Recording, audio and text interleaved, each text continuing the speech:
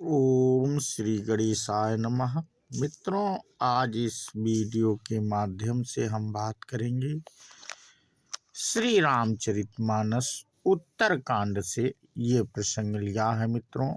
आज का प्रसंग हमारा है राम राज्य का वर्णन। ये कथा मित्रों जब सबकी विदाई कर देते हैं श्री रामचंद्र जी, उसके आगे की कथा है और विदाई तक हम कथा आप लोगों से साझा कर चुके हैं। उसी के आगे की कथा इस वीडियो के माध्यम से आप लोगों से साझा करेंगे। तो राम राज्य में क्या होता था, कैसे था, उसके बारे में मित्रों इसमें विस्तार से जानकारी श्री रामचरितमानस द्वारा दी गई है, जिसे तुलसीदास जी ने लिखा है। दैहिक दैविक भौतिक तापा और राम राज नहीं काहुई ही व्यापा। सब नर करहि परस्पर प्रीति चलहि स्वधर्म निरत श्रुति नीति। राम राज्य में दैहिक दैविक और भौतिक ताप किसी को नहीं व्यापते। सब मनुष्य परस्पर प्रेम करते हैं और वेदों में बताई गई हुई नीति यानी मर्यादा में तत्पर रहकर अपने अपने धर्म का पालन करते हैं। चारिव चरण धर्म जग माही पूरी रहा सपने हुआ घनाही।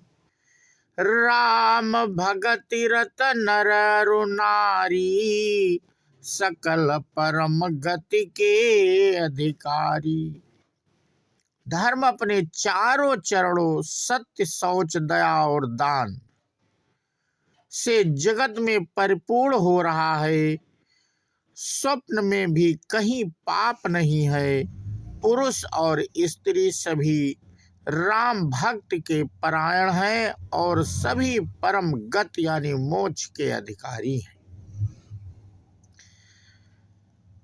अल्प मृत्यु नहीं कवनियो पीरा सब सुंदर सब बिरुज शरीरा।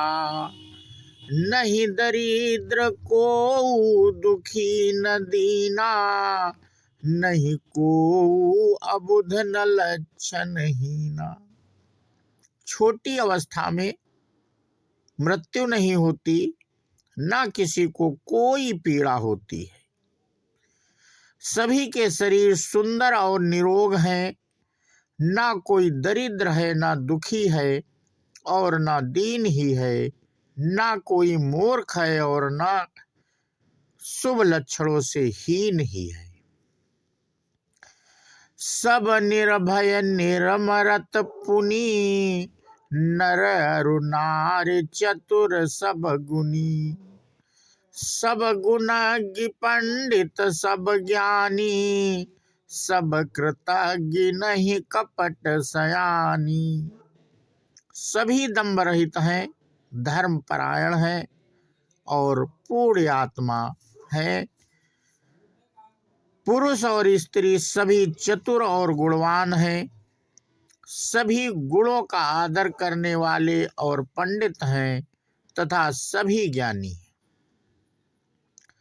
सभी कृतज्ञ दूसरे के किए हुए उपकार को मानने वाले हैं। कपट चतुराई धूर्तता किसी में नहीं। राम राज नवगेश सुनु सचराचर जग माही। काल कर्म स्वभाव गुण कृत दुख काहू ही नाही। काकभूषुंड जी कहते हैं, हे परीक्षाराज गरुड़ जी, सुनिए। श्री राम के राज्य में जड़ चेतन सारे जगत में काल, कर्म, स्वभाव और गुणों से उत्पन्न हुए दुख किसी को भी नहीं होते, अर्थात इनके बंधन में कोई नहीं है। भूमि सप्त सागर में खला, एक भूप रघुपति कोसला। भुवन अनेक रोम प्रति जासु, यह प्रभुता कछु बहुत न तासु। अयोध्या में श्री रघुनाथ जी 7 समुद्रों की मेखला यानी करधनी वाली पृथ्वी के एकमात्र राजा हैं, जिनके एक एक रोम में अनेकों ब्रह्मांड हैं। उनके लिए 7 दीपों की यह प्रभुता कुछ अधिक नहीं। सो महिमा समुझत प्रभु केरी, यह बरनत हीनता घनेरी। सो महिमा खगेश जिन्ह जानी, फिरे ही चरित तीनहु रति मानी। बल्कि प्रभु की उस महिमा को समझ लेने पर तो यह कहने में कि वे 7 समुद्रों से घिरी हुई सप्त दीपमयी पृथ्वी के एकच सम्राट हैं, उनकी बड़ी हीनता होती है। परंतु हे गरुड़ जी, जिन्होंने वह महिमा जान भी ली है, वे भी फिर इस लीला में बड़ा प्रेम मानते हैं। सो जाने कर फल यह लीला, और कहीं महामुनि बरदम शीला। राम राज कर सुख संपदा, बरनी न सकई फनीस शारदा। क्योंकि उस महिमा को भी जानने का यह फल लीला, इस लीला का अनुभव ही है। इंद्रियों का दमन करने वाले श्रेष्ठ मुनि ऐसा कहते हैं, राम राज्य की सुख संपत्ति का वर्णन शेष जी और सरस्वती जी भी नहीं कर सकते। सब उदार पर उपकारी, विप्रचरण सेवक नर नारी। एक नारी व्रत रत सब झारी, ते मन बच क्रम पति हितकारी। सभी नर नारी उदार हैं, सभी परोपकारी हैं और ब्राह्मणों के चरणों के सेवक हैं। सभी पुरुष मात्र एक पत्नी व्रती हैं। इसी प्रकार स्त्रियां भी मन, वचन और कर्म से पति का हित करने वाली हैं। दंड जतिन कर भेद जहाँ, नरतक नृत्य समाज। जीतहु मन मन ही सुनी, अस रामचंद्र के राज। श्री रामचंद्र जी के राज्य में दंड केवल सन्यासियों के हाथों में है और भेद नाचने वालों के नृत्य समाज में है, और जीतो शब्द केवल मन के जीतने के लिए ही सुनाई पड़ता है। अर्थात राजनीति में शत्रुओं को जीतने तथा चोर, डाकुओं आदि को दमन करने के लिए साम, दान, दंड और भेद, ये 4 उपाय किए जाते हैं। राम राज्य में कोई शत्रु है ही नहीं, इसलिए जीतो शब्द केवल मन के जीतने के लिए कहा जाता है। कोई अपराध करता ही नहीं, इसलिए दंड किसी को नहीं होता।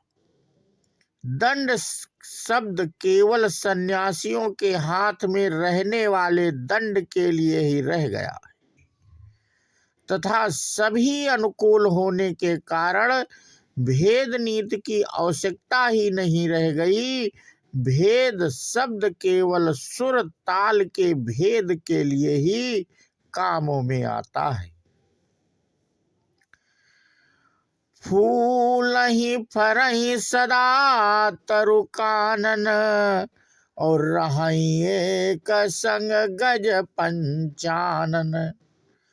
खग मृग सहज बयरु बिसराई और सबनि परस पर प्रीति बढ़ाई। वनों में वृक्ष तथा सदा फूलते हैं और फलते हैं हाथी और सिंह बैर भूल कर एक साथ रहते हैं।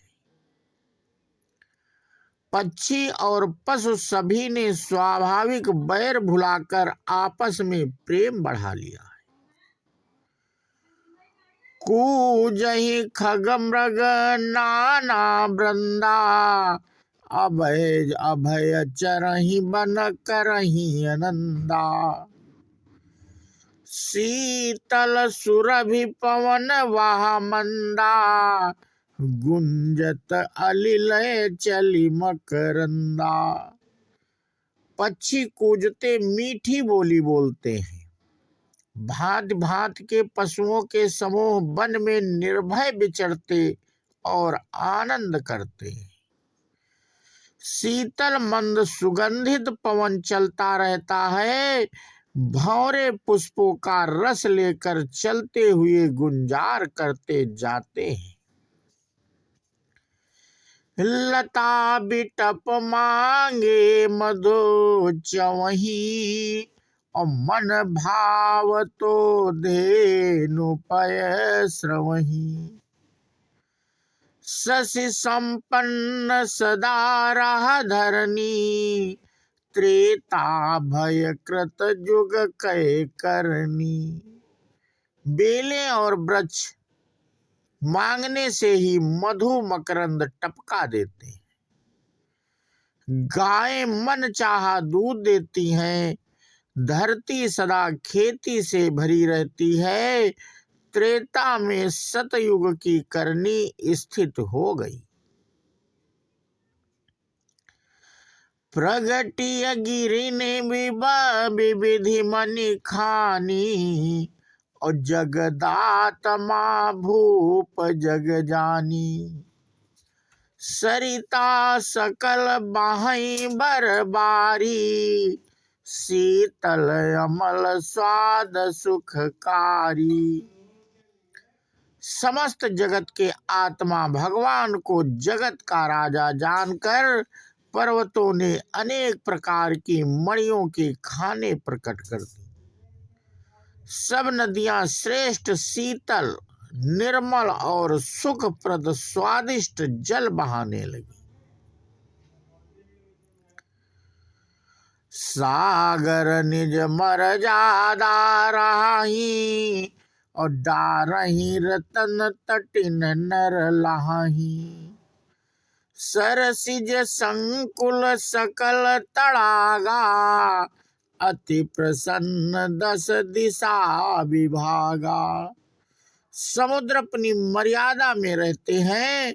वे लहरों द्वारा किनारों पर रत्न डाल देते हैं जिन्हें मनुष्य पा जाते हैं। सब तालाब कमलों से परिपूर्ण हैं। दसों दिशाओं के विभाग अर्थात सभी प्रदेश अत्यंत प्रसन्न है। तो मित्रों, आज का प्रसंग हम यहीं पे समाप्त करते हैं और इसके आगे की कथा हम अपने अगले वीडियो के माध्यम से साझा करेंगे।